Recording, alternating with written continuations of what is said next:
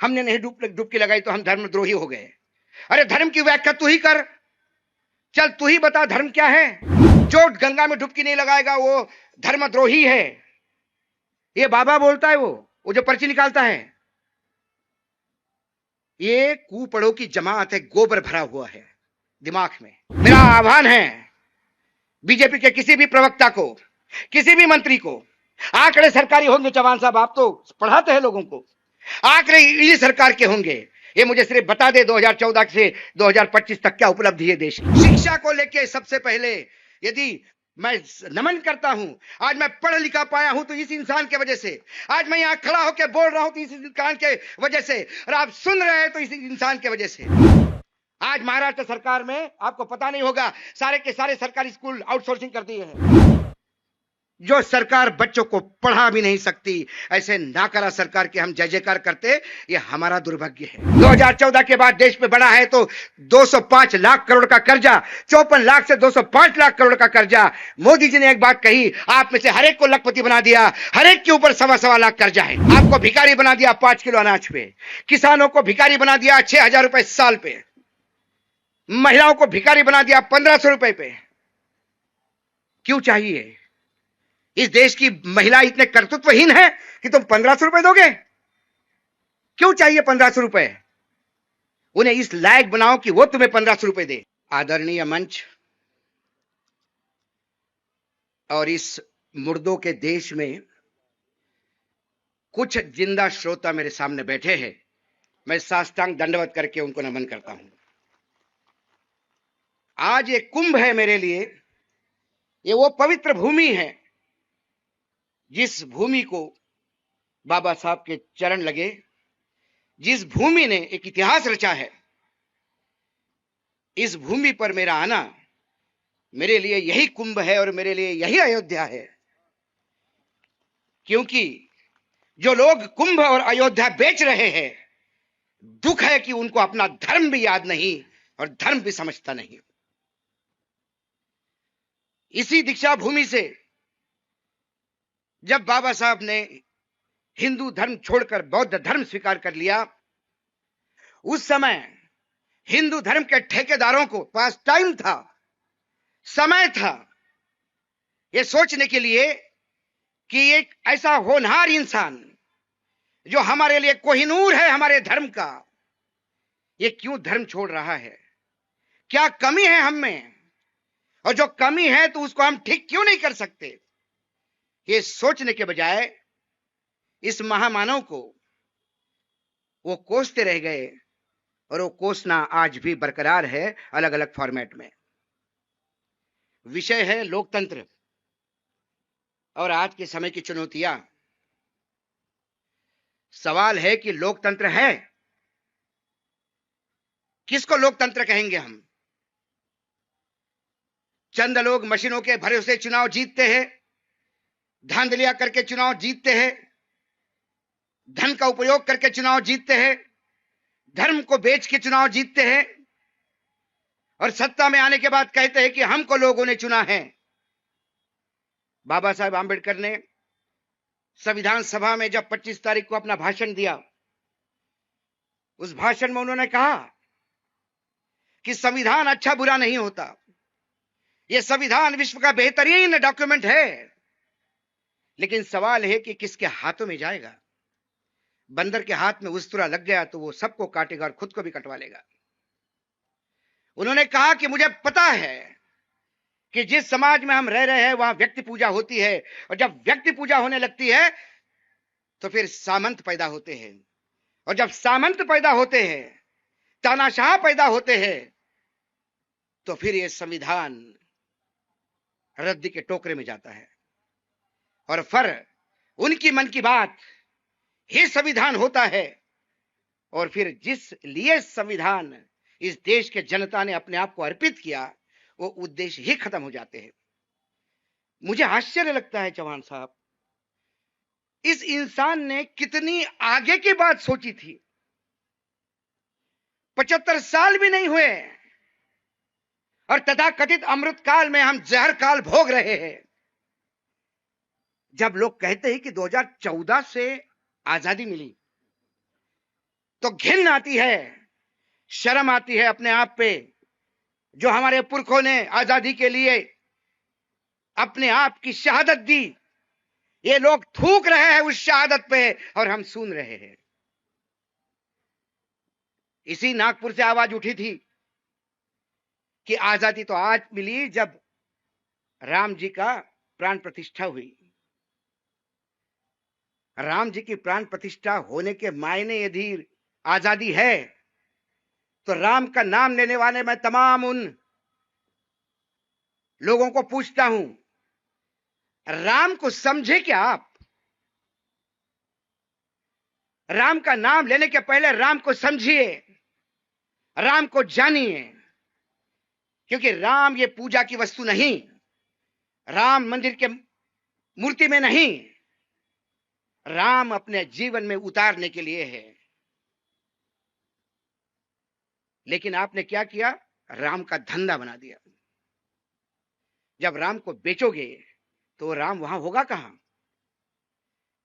इनको सामंती राम चाहिए, इनको शबरी के बेर खाने वाला राम नहीं चाहिए, इनको वानरों के भरोसे जाने वाला राम नहीं चाहिए, इनको सोने के मूर्ति में ढला हुआ राम चाहिए। राम का सूर्य तिलक होगा, राम को 56 भोग देके जाएंगे। जिस देश में 85 करोड़ लोग या 81 करोड़ लोग, जो आंकड़ा प्रधानमंत्री बताते हैं, जिस देश की लोक संख्या का 70% रात को भूखा सोता है, यदि सरकार ने अनाज नहीं दिया, 70% जनता जिस देश की सरकार के भीख पे जिंदा है, वहां का भगवान, वहां का राम कैसे पकवान खा सकता है? वो प्रसाद कैसा ग्रहण करेगा? यह सवाल है आज मेरा उन तमाम हिंदुओं को। मैं भी हिंदू हूं, लेकिन सवाल है, हिंदुत्व कौन सा? कौन सा हिंदुत्व आप जबरन थोपे जा रहे हैं हम पे? ये राम के जुलूस में तलवारें नाचती है, ये राम है? अरे राम ने तो रावण पे भी जब चढ़ाई की तो युद्ध के पहले अंगद को भेजा, जा दूत बन के जा, शांति दूत बन के जा, समझा उस अहंकारी को, युद्ध ना कर, सीता को वापस कर। उस राम के अनुयायी राम जन्म के दिन तलवारें लेके प्रदर्शन करते हैं, और इस देश में तलवारों का प्रदर्शन करते हुए, नाचते हुए, गंदी गंदी गालियां देते हुए जुलूस निकलते हैं, और सरकार उसको प्रोटेक्शन देती है, ऊपर से फूल बरसाती है। और मुस्लिम समाज के कुछ लोग मात्र वक्फ बिल पसंद नहीं, इसलिए काली पट्टी बांध के नमाज पढ़ते हैं, तो उनको नोटिस इशू होते हैं और 2 लाख रुपए का सिक्योरिटी बॉन्ड भरना पड़ता है। आप ही के उत्तर प्रदेश में हुआ है, चौहान साहब। क्या यह लोकतंत्र है? एक दलित सांसद कुछ बात, ऐतिहासिक तथ्य रखता है पार्लियामेंट के पटल पर, और एक समाज के लोग उसके घर पे हमला बोलते हैं हजारों के तादाद में। पुलिस मूक दर्शक बनी रहती है, क्योंकि वहां ठाकुरों का राज है। जिस प्रदेश का मुख्यमंत्री ये कहता हो कि मैं ठाकुर हूं, मुझे गर्व है, प्रजातंत्र तो उसी दिन, लोकतंत्र तो उसी दिन मर गया। सामंती शाही आई है, तानाशाही आई है।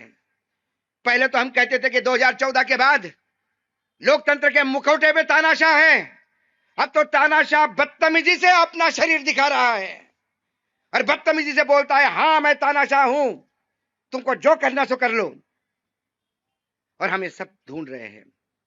आज का दिन यदि सही मायने में, तो हम सबको इस महामानव के चरणों में माफी मांगनी चाहिए कि उन्होंने जो परिकल्पना की थी लोकतंत्र की, उन्होंने जिस संविधान की स्थापना की थी, आज वो संविधान पैरों के नीचे लगातार उसकी धज्जियां उड़ रही है, और हम लोग आज अंबेडकर जी को नमन कर रहे हैं। नमन नहीं, हमें माफी मांगनी चाहिए। बाबा साहब, मैं माफी मांगता हूं आपसे कि हम इतने नाकारा हो गए कि आपने दिया हुआ संविधान भी नहीं संभाल पाए, और आपने दिया हुआ मतदान का अधिकार हमने बेच दिया और तानाशाहों को सत्ता दे दी। संविधान बदलने की बात करते हैं, ये संविधान बदलेंगे? आपके मुख्यमंत्री देवेंद्र फडणवीस चुनाव के बाद बोलते हैं कि विपक्ष झूठी अफवाह फैला रहे थे। कौन अफवाह फैला रहा था झूठी? कौन है हेगड़े क्या भाजपा ने उसको पार्टी से बाहर निकाल दिया? कौन है लल्लन सिंह? क्या उसको पार्टी ने बाहर निकाल दिया? कौन है मिर्जा, ज्योति मिर्जा? क्या पार्टी ने उसको बाहर निकाल दिया? और एक तो बहुत बड़ा नाम है, और वो सज्जन विवेक दुबराय, ये प्रधानमंत्री के आर्थिक सलाहकार समिति के अध्यक्ष है, जो प्रधानमंत्री के बताते हैं कि देश की आर्थिक नीति कैसी होनी चाहिए। ये अपने देश के प्रमुख एक संस्था है, उसके अध्यक्ष है। 2017 में उनको अध्यक्ष बनाया गया, आज भी उसी जगह पे विराजमान हैं। वो 26 जनवरी के पहले एक अंग्रेजी अखबार में 8 कॉलम में एक आर्टिकल लिखते हैं और बोलते हैं कि अब संविधान में संशोधन की जगह नहीं, ये संविधान कूड़ादान हो गया है, ये ब्रिटिश कॉलोनियल का है, ये एब्सोलेट हो गया है, इसको पूर्ण रूप से फेंक के नया संविधान बनाना होगा।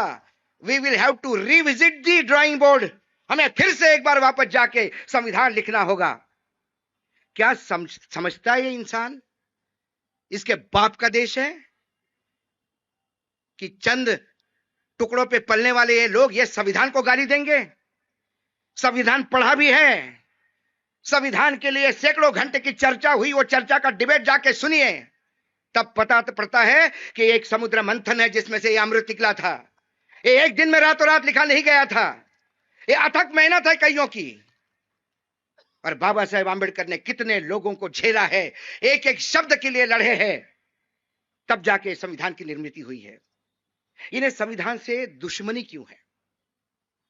जो सत्ता में है भारतीय जनता पार्टी, इसे संविधान की दुश्मनी, संविधान से क्रोध क्यों है इनको? क्योंकि संविधान आपको अधिकार देता है, संविधान आपको वो अधिकार देता है कि जो आप किसी को भी सवाल पूछ सकते हो।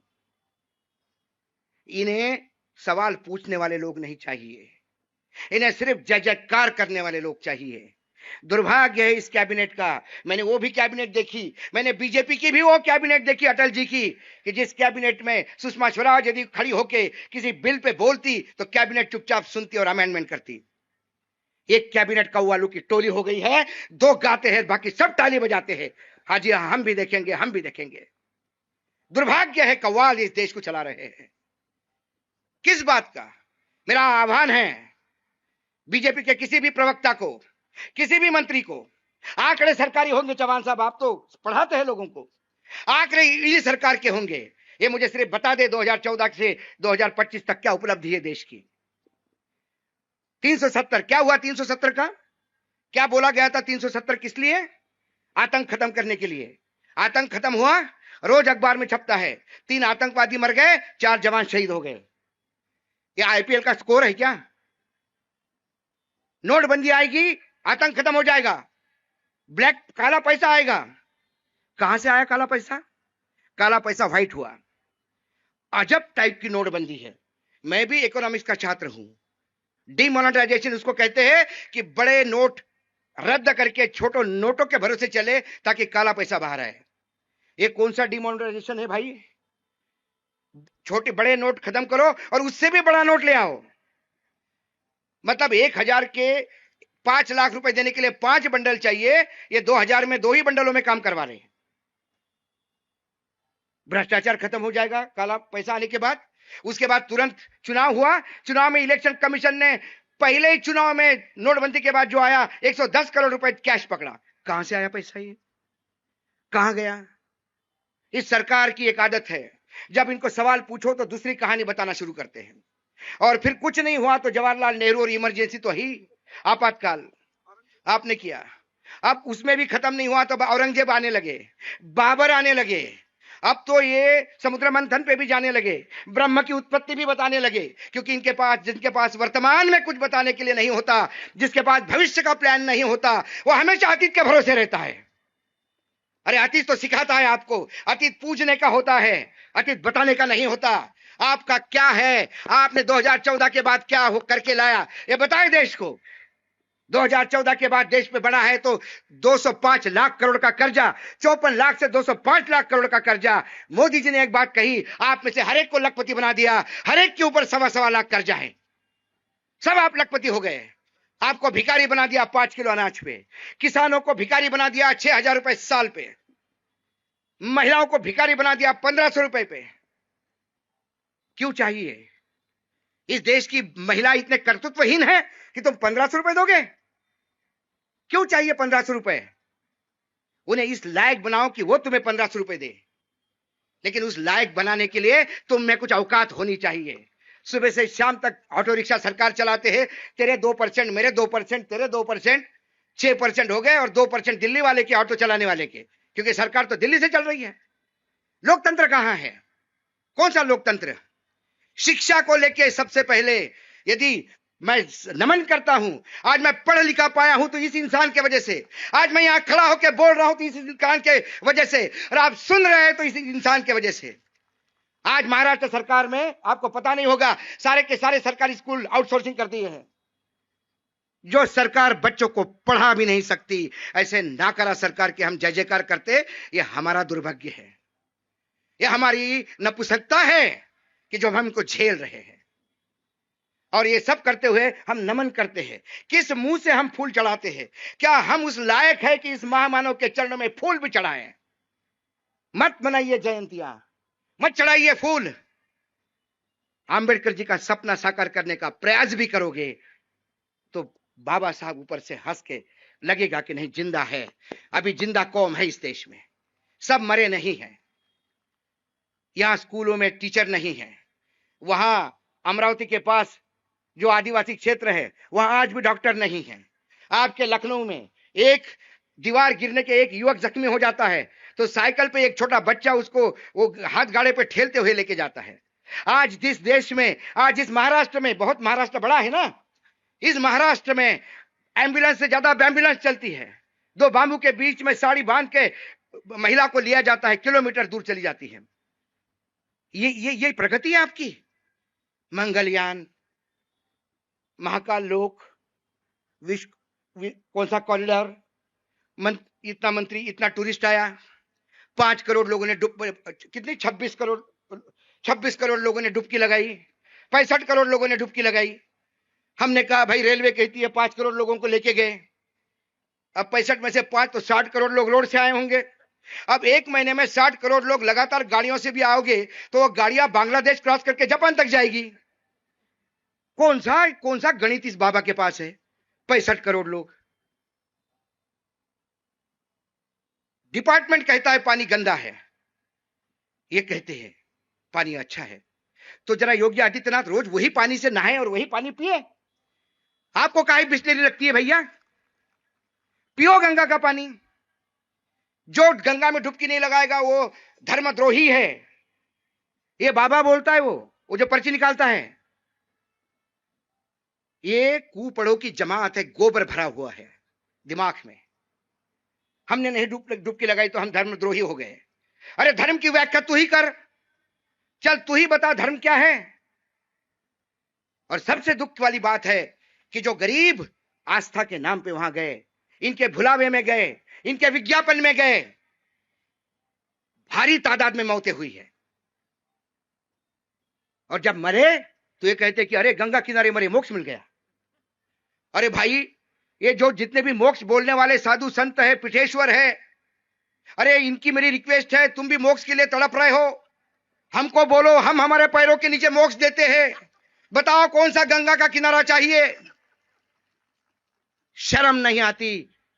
बच्चे मर गए, मरने के बाद 8 घंटे तक इस मुख्यमंत्री को मालूम नहीं लोग मर गए। लोग लाशें ढो रहे थे और एक गुलाब पुष्प फेंक रहे थे हेलीकॉप्टर से। प्रधानमंत्री ने ट्वीट करके बोला मरने वालों के साथ मेरी संवेदना। तब इन्होंने कहा कि हाँ कुछ लोग मरे हैं, 30 लोग मरे हैं। और 30 का लिस्ट अभी तक नहीं आई। 25 लाख रुपए मुआवजा बोला, एक को नहीं मिला। और 15,000 से ज्यादा लोग मिसिंग है, रिकॉर्ड में है। आज कुंभ होके 1 महीना हो गया, कोई किसी का पता नहीं। बोलते गंगा में बह गए होंगे। वहां के कुछ अधिकारियों ने जो मुझे बताया कि लाशें कैसे डिस्पोज हो गई, रोंगटे खड़े हो जाते हैं। ये धर्म के नाम पे बेचते हुए लोग जब देखता हूं मैं, भगवा पहन के रावण ने भी भगवा पहन के सीता का हरण किया था, और ये भगवा पहन के लोकतंत्र का हरण कर रहे हैं। ऐसे रावण को जगह दिखाने की जरूरत है। आज हम इसलिए नहीं आए कि हम वंदन करने आए हैं, आज इसलिए आए कि हम, जैसा चौहान साहब ने बोला, हम बहुत छोटे रोल में हैं। हम जग जागरण करने का प्रयास करते हैं। हम इस जनता को, आपको, आपकी ताकत दिखाने का प्रयास करते हैं। आप अपनी ताकत को समझिए। 30 सेकंड मिलते हैं बटन दबाने के लिए। हम, मेरे माया गावचा है तो आपने समानातला हुए तस, ऐसा कर करके हम इनको चुनाव जीतते देते रहे, और ये लगातार 5 साल के लिए कुंडली, नाग जैसी कुंडली बना के इस प्रजातंत्र और लोकतंत्र को लगातार डसते हैं। और हम देख रहे हैं 350 करोड़ का खर्चा हमारे यहां 3200 करोड़ में हो गया। 70,000 करोड़ का गबन करने वाला उप मुख्यमंत्री बन गया, जो जेल में था वो मंत्री बन गया। वो कभी कि मुझे उसका इंदौरी का शेर आ जाता है कि एक हादसा बाजार में हो गया, जो नहीं हुआ वो अखबार में छप गया। कद्र करो चोर उचक्के बदमाशों की, कि पता नहीं कौन कब की सरकार में आ जाएगा।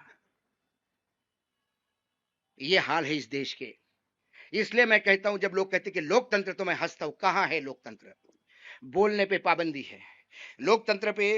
अभी हाल ही में मैं कुछ आर्टिकल पढ़ रहा था, तो मनु शर्मा एक बहुत बड़े साहित्यिक हो गए हैं। आपातकाल के जमाने उन्होंने कुछ पंक्तियां लिखी थी, और फिर उनको अंडरग्राउंड होना पड़ा था। जब वो पंक्तियां मेरे पास आई, तो पंक्तियां पढ़ने के बाद मुझे लगा कि वर्तमान में तो वही है। हम लोकतंत्र बोलते ना, कहां है? उन्होंने यही कहा, शोर मत मचाइए, चुपचाप बगल से गुजर जाइए। यह मत देखिए कि यह यहां क्या हो रहा है। शोर मत मचाइए, चुपचाप बगल से चल गुजर जाइए। यह मत देखिए कि यहां क्या हो रहा है। यह अस्पताल का इमरजेंसी वार्ड है, यहां प्रजातंत्र सो रहा है। आज भी प्रजातंत्र सो रहा है। संविधान, किस बात का संविधान? जब आदरणीय प्रधानमंत्री ने दूसरी बार आके सेंट्रल हॉल में संविधान के सामने पहली बार आए, तो पार्लियामेंट को उन्होंने साष्टांग दंडवत कर दिया था। वो ये बताने के लिए कि ये बिल्डिंग अब कुछ दिनों की है। बाद में समझ में आया, जब उन्होंने संविधान को नतमस्तक किया, तो उसके मायने ये थे कि बहुत रह लिए बाहर, अब अंदर चले जाओ, अब देश में चलाऊंगा। संविधान है कहां? कौन सा संविधान? राम जन्मभूमि का ट्रस्ट बनता है। ध्यान से सुनिएगा। उस ट्रस्ट के रूल में यह लिखा है कि वहां का कलेक्टर पदेन मेंबर होगा, एक्स ऑफिसियो। यदि वो हिंदू धर्म से नहीं होगा, तो उसके नीचे वाला अधिकारी मेंबर होगा। यदि नीचे वाला भी हिंदू नहीं होगा, तो उसके नीचे वाला हिंदू होगा। राम जन्मभूमि पर हिंदू ही होना चाहिए, ठीक है, आपकी इच्छा। फिर वक्फ बोर्ड पे आपको हिंदू क्यों चाहिए? और उससे भी ज्यादा, बुद्ध गया में जो संघर्ष चल रहा है, वो बुद्ध की भूमि है, वहां एक कमिटी है, वहां आधे मेंबर हिंदू क्यों चाहिए? किस लिए चाहिए? वहां आंदोलन चल रहा है, इनके कान पे जू नहीं रेंगती। एक दलित नेता, विरोधी पक्ष नेता है मध्य प्रदेश में, वो एक मंदिर में जाता है, तो बीजेपी के नेता उस मंदिर को गंगा जल से धोते हैं, बोले पवित्र हो गया। मैं तो आह्वान करता हूं कि जो भी नेता आता है यहां पे दीक्षा भूमि पर श्रद्धांजलि देने, उसके बाद फिर से एक बार धोना चाहिए इसको, क्योंकि ये अंबेडकर जी को बेचते हैं। ये हमारे बाप को बेचते हैं। अधिकार इनको किसने दिया? अंबेडकर चाहिए तो समग्र ले लीजिए, टुकड़ों में अंबेडकर नहीं मिलता। अंबेडकर जी चाहिए तो वो अंबेडकर भी ले लीजिए, जो बोलता है मैं ब्रह्मा विष्णु महेश को नहीं मानूंगा, मैं किसी भगवान के अवतार को नहीं मानूंगा, और वो अंबेडकर चाहिए कि आपको ये पूछो पहले। ये कोई बकरा नहीं है कि 2 नली और गुर्दा दे दे। ये बाप है हम पूरे देश का। टुकड़ों में नहीं बटेगा, समग्र चाहिए, लेकिन इसको साथ में रखने की औकात भी चाहिए। अंबेडकर नाम को संभलने की ताकत चाहिए। ये लोग ये व्यापारी है, इसलिए ये बेचने का प्रयास करते हैं और कुछ लोग खरीद लेते हैं। ये दुर्भाग्य है। ये अपने भगवानों को नहीं छोड़ते तो ये आंबेडकर जी को कहां से छोड़ेंगे? इसीलिए मैं कहता हूं कि क्या अधिकार है आपको? क्यों आए आप? किस बात से श्रद्धांजलि देने आए आंबेडकर जी को? इसलिए कि आंबेडकर जी को मानने वाला बहुत बड़ा वर्ग है इस देश में, इसलिए कि चुनाव में उनका मत चाहिए आपको। कोई भी नेता भाषण में शुरू करता है फुले शाहू आंबेडकरांची भूमी आणि महाराष्ट्रात शेवटच्या माणसापर्यंत। अरे काय बोलतो रे बाबा, ये क्यों बोल रहा है तू? क्यों ले रहा है इन महापुरुषों के नाम? शाहू समझता है? तुम्हें आंबेडकर समझ में आए? कभी ज्योतिबा फुले समझ में आए? इस देश में एक सिस्टमैटिक षड्यंत्र चल रहा है, हमें उससे सावध होने की बात है। आंबेडकर जी को दलितों के नाम थोप के आंबेडकर जी की महानता कम करने का एक षड्यंत्र है। आंबेडकर जी दलितों के नहीं, वो मानवता के पुजारी थे, हम सबके बाप थे, चाहे तुम आंबेडकरवादी हो या ना हो। उसने आपको जो ताकत दी है वो विश्व में किसी के पास नहीं। एक बार ओबामा आए थे अमेरिका से, मनमोहन सिंह प्रधानमंत्री थे, तो ओबामा जी ने उनको एक किताब दी। अब भाई मनमोहन सिंह और ओबामा होंगे तो किताब ही देंगे ना, दोनों पढ़े लिखे हैं।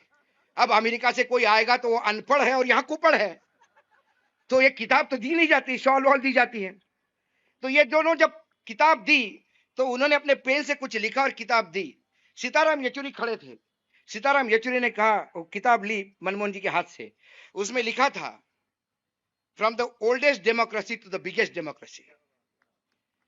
सीताराम येचुरी ने कहा, excuse me mister prime minister, president, I think you are wrong. It is not only the largest democracy, it is also the oldest democracy. तो बोला हाउ कम, या ऐसा कैसा? बोला हमारे देश में महिलाओं को जब अधिकार मिला मतदान का, उससे 12 साल बाद अमेरिका ने दिया। तो ओल्डेस्ट डेमोक्रेसी हम हैं। Don't define democracy according to you what you think so. और उन्होंने कहा कि yes I correct myself. ये क्यों हुआ? हम सबसे पुरानी लोकतंत्र क्यों बने? हम सबसे बड़ा लोकतंत्र क्यों बने? लेकिन जो डर था बाबा साहब को, उस डर को हम साकार होने दे रहे हैं। हमारा दायित्व था कि बाबा साहब ने जो डर उनके मन में था, हमको सामने आके कहना था कि बाबा साहब आपने हमारे लिए इतना किया, हम क्या आपके लिए इतना नहीं कर सकते? कि जो आपको डर है वो हम होने नहीं देंगे। लेकिन दुर्भाग्य है अब वही हो रहा है। यहां पे सब कुछ मोदी है। मुझे मतलब जैसा कि मैंने कहा कि इनको सिर्फ दलितों का नेता बोल के लोग महिमा मंडित करते हैं, इनका बाबा साहब का बेसिकली आप खच्चीकरण कर रहे हैं। विश्व में ऐसा इकोनॉमिस्ट नहीं पैदा हुआ जो बाबा साहब की बराबरी आज भी कर ले। जितने इकोनॉमी में जितने लोग नोबेल पारितोषिक लेते हैं, वो सबके कलेक्शन में बाबा साहब की किताबें और उसको पढ़ते हैं। बाबा साहब जैसा इकोनॉमिस्ट इस विश्व में आज भी नहीं पैदा हुआ, लेकिन वो किसी को नहीं बताया जाता है। अभी सातारा के महाराज आए थे, मैं 11 तारीख को ज्योतिबा फुले जयंती थी तो पुणे में ऐसा ही भाषण था।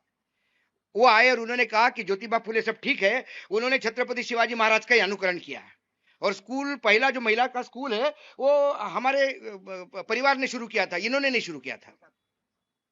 ये किस बात की बात है? आपको ज्योतिबा फुले का अब खच्चीकरण करना है। तब मैंने भाषण में कहा, मैंने उदयराजे को मैं एक बात पूछता हूं, माना कि छत्रपति शिवाजी महाराज को ही पूरा कॉपी किया फुले ने, छत्रपति शिवाजी महाराज के विचार ही फुले सामने लेके आए। अरे आप तो उनका खून थे, आप इतने दिन कहां गायब थे? क्यों महात्मा ज्योतिबा फुले को यह काम करना पड़ा जो तुमको करना था? अरे छत्रपति शिवाजी महाराज के वंशजों, अरे उनका नाम तो आगे करते, उनके दिए हुए काम तो आगे करते, उनकी विचारधारा को तो आगे करते। आप तो उस पार्टी के सांसद है जो पार्टी गाली देती है किसानों को। 700 मर गए तो मेरे लिए मर गए क्या प्रधानमंत्री कहते हैं? और छत्रपति शिवाजी महाराज के पत्र है अपने सूबेदारों को, जब अकाल पड़ा तो किसानों के लिए क्या क्या करना चाहिए। और इतना ही आपको छत्रपति शिवाजी महाराज के प्रति प्रेम था तो फिर आप क्या कर रहे थे? छत्रपति शिवाजी महाराज की समाधि कहां थी आपको पता नहीं था? महात्मा ज्योतिबा फुले को जाके समाधि का रिस्टोरेशन करना पड़ा, समाधि को दुनिया के सामने लाना पड़ा, समाधि के वहां पूरी साफ सफाई करके एक नया रूप देना पड़ा। तो आप लोग कहां थे? कहां थे आपके पूर्वज?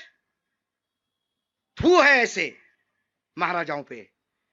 छत्रपति शिवाजी महाराज रोते होंगे ऊपर, जब उनको पता होगा कि इतने कुपूत पैदा हुए उनके उसी वंशज में, जो आज उस पार्टी की पालकियां उठा रहे हैं, जो पार्टी छत्रपति शिवाजी महाराज के विचारों को रोज रोनते हैं, रोज उसका खच्चीकरण करते हैं। ये छत्रपति शिवाजी महाराज का नहीं, ये ज्योतिबा फुले को नीचे दिखाने का प्रयास था, क्योंकि इनका दुर्भाग्य, इनके पास कोई महापुरुष है ही नहीं। अब इनको उधार का सिंदूर चाहिए, और उधार के सिंदूर के लिए पटेल साहब ने संघ पे बयान लगाया था, वो पटेल साहब इनके प्रिय हो गए। महात्मा गांधी की हत्या किसने की सारी दुनिया जानती है। फिर अब महात्मा गांधी हमारे, भगत सिंह घोर लेफ्टिस्ट थे, उनका कोई लेना देना नहीं था। आज भगत सिंह जिंदा होते तो इन्हीं पे बम फेंकते, फिर से एक बार पार्लियामेंट में बम फेंकते। लेकिन भगत सिंह अब इनके हो गए, ज्योतिबा फुले इनके हो गए, शाहू महाराज इनके हो गए, जो बड़े लोग हैं इनके हो गए, क्योंकि इनके पास अपना कुछ नहीं है। ये वो नागोबा है जो चींटियों के बिल में जाके बैठते हैं, आप बनाओ मैं आके बैठूंगा। इनसे हमको सावध रहना है। इनकी ना अपनी विरासत है, ना इनकी अपनी सरकारें हैं। या तो चुनाव में सरकार जीतते हैं, नहीं तो फिर खरीद के, डरा के, धमका के सरकार बना लेते हैं और बोलता है कि हमारे इतने राज्यों में सरकारें हैं। अरे बाबा, मैंने कहा कि एक बार मेरे पास सीबीआई, इनकम टैक्स और ईडी सिर्फ 1 महीने के लिए दे दो, मेरे घर के आंगन में पूरी कैबिनेट लग जाएगी, सब लोग हाथ बन के खड़े होंगे ऐसे, वानखड़ी जी आप ही बताओ क्या करना है। सबके रेले हैं, फाइलें निकालने में टाइम नहीं लगता। लेकिन यह हमारा दुर्भाग्य है कि हमारे नेता भी भ्रष्ट है दोनों तरफ से। इस नेता को भ्रष्टाचार के चलते सब चुप हो जाते हैं। कांग्रेस के यह हाल थे कि कांग्रेस को अध्यक्ष चाहिए था यहाँ पे महाराष्ट्र में, जिसको बोले वो बोले मैं अध्यक्ष नहीं बनता, मेरे कॉलेजेस है, बोले नहीं मैं अध्यक्ष नहीं बनता, मेरी 2 शुगर मिल है, नहीं मैं अध्यक्ष नहीं बनता, मेरी 4 इंडस्ट्री है। और फिर उसमें क्या हुआ, बोले नहीं फिर वो ईडी और इनकम टैक्स की तकलीफ शुरू हो जाती है, मैं पार्टी के लिए काम करूंगा। ऐसा तो हमारे यहाँ विपक्ष हो गया है। तो फिर भी मैं कहता हूं, मैं इस देश की जनता को सैल्यूट करता हूं एक बात के लिए। यहाँ का जो हमारा मतदाता है, मेरे देश की जनता है, गरीब है, भूखी है, अधनंगी है, बेरोजगारी से त्रस्त है, खेती से त्रस्त है, महंगाई से त्रस्त है, जात पात बिरादरी से त्रस्त है, सवर्णों के प्रकोप से त्रस्त है, पुलिस और सरकारी तंत्र से त्रस्त है, लेकिन मूर्ख नहीं है। जब उन्हें लगा कि संविधान पे आप बनी है तो इनको 180 पे ले आए। वो मेरा गणित कच्चा नहीं है, ये 180 पे ही आए हैं। एडीआर की रिपोर्ट है, एडीआर की रिपोर्ट कहती है कि 100 सीटों पे मशीनों का खेल हुआ, उसमें से 60 इनको मिली। मशीनों की 60 और 180 मिलके 240 है। बैसाखियों पे इसको ला दिया है। लेकिन दुर्भाग्य यह है कि जो बैसाखियां उन्होंने ली, नीतीश कुमार, मसीहा दलितों के, एक तो प्रॉब्लम है दलितों के मसीहा बन के सब दलितों को बेचते हैं। दुर्भाग्य है कि हमारा नेतृत्व इतना करप्ट हो जाता है। कितनी बार हम लोग उनको आगे बढ़ाएंगे कि चलो हमारा भला करेंगे, ये जाते हैं और अपना भला करके वापस आ जाते हैं। एक मुझे बताओ दलित नेता जिसने दलितों के लिए कुछ किया हो।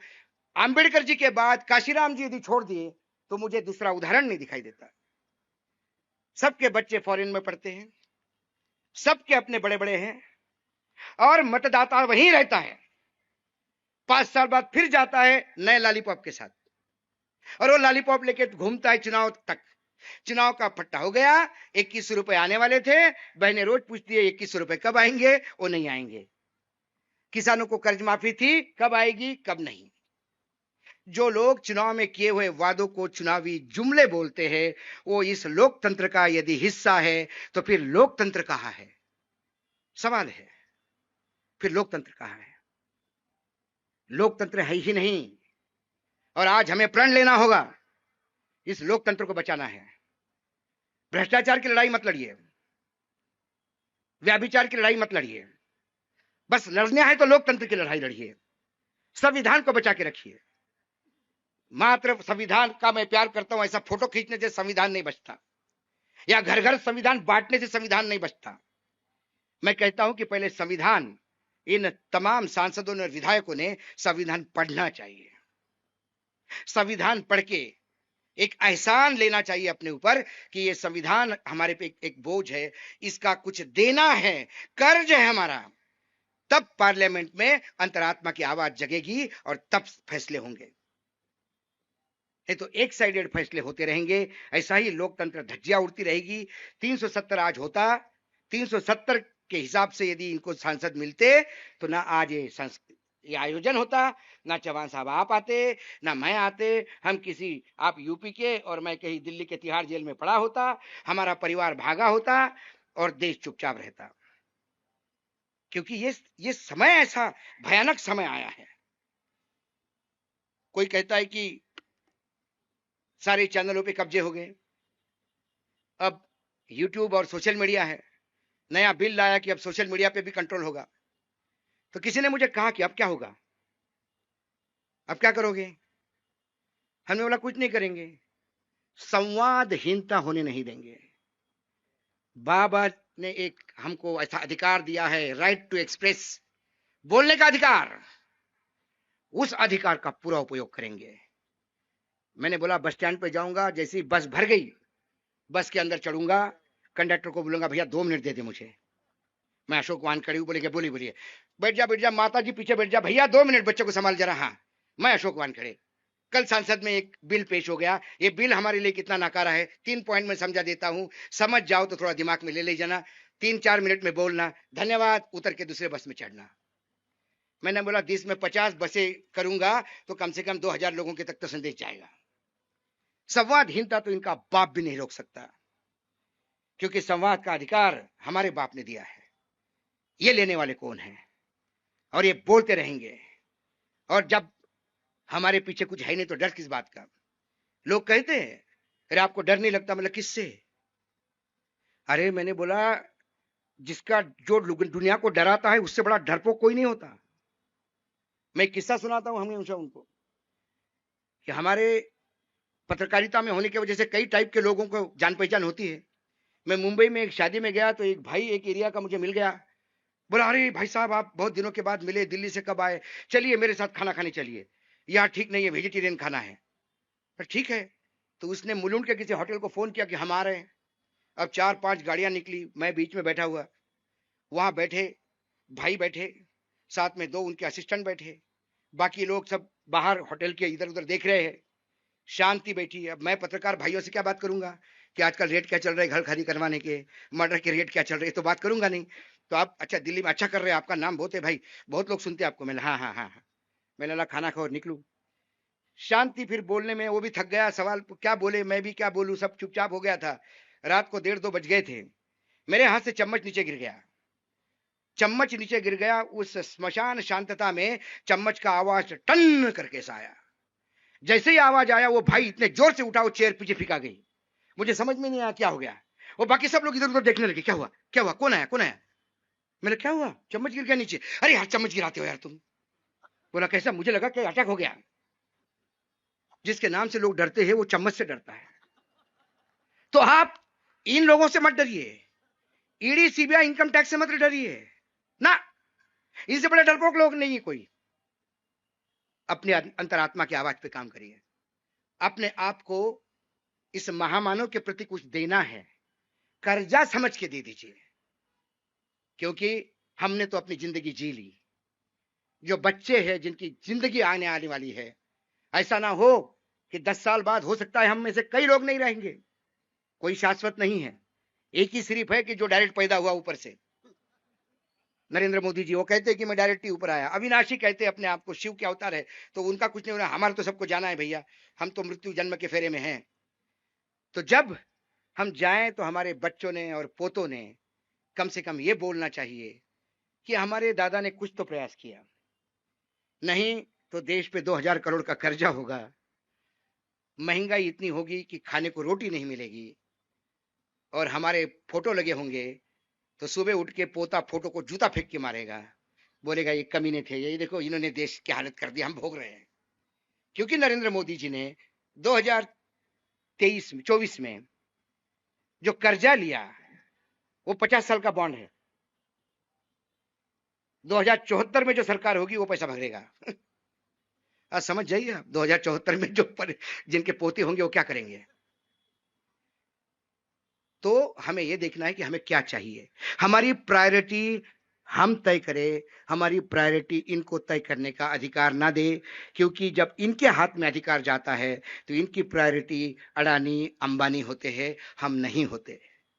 इनकी जब प्रायोरिटी होती है तो अमेरिकन सरकार होती है, भारत सरकार नहीं। अमेरिका के सामने नतमस्तक होके आते हैं और यहां आके हम पे गुर्राते हैं, शर्म आती है। गली के वो कुत्तों जैसी स्थिति हो गई है कि कार चलती सी भूखता है और कार रोकने के बाद भागता है। तो कृपा करके समय समझिए, बहुत संक्रमण का काल है, ग्रहण लग चुका है लोकतंत्र को, इस ग्रहण को दूर करना होगा। हमें जात पात से ऊपर उठना होगा। अरे सारी जिंदगी जिस आदमी ने लड़ी वही अब आ रहा है। आज जब हमारे नेता बोलते कि मैं तेली समाज का हूं, शर्म आती है। जब नेताओं को अपनी जात बतानी पड़ती है तो इसका मतलब बताओ क्या स्थिति हो गई होगी। क्योंकि अब एक एक वोट के लिए मारामारी है। आप कुछ करोगे नहीं तो पाओगे कहां से। जब बबुल के पेड़ लगाओगे तो आम कहां से खाओगे। ये सारी चीजें आपको देखनी है। आज इस भूमि पे आया हूं, अपने जीवन का सबसे सफलतम जगह मानता हूं। आज मैंने गंगा स्नान कर लिया, आज मेरा कुंभ हो गया। आज बाबा साहब के उस भूमि पर आज मुझे इस विदर्भ के छोटे गांव से आए हुए लड़के को बोलने का अधिकार मिला। ये मेरे पूर्वजों ने भी कभी सोचा नहीं था। आप लोगों ने सुना, आयोजकों ने मुझे बुलाया, इसके लिए धन्यवाद। यदि मेरी बात किसी को कड़वी लगी होगी तो गाली खाने के लिए मैं खड़ा हूं, और यदि अच्छी लगी होगी तो आयोजकों को धन्यवाद कीजिएगा। और यदि थोड़ा बहुत जोश आप में बचा होगा तो मेरे साथ 3 बार नारे लगाएगा, जय भीम, जय भीम, जय भीम। धन्यवाद। संविधान बच जाएगा।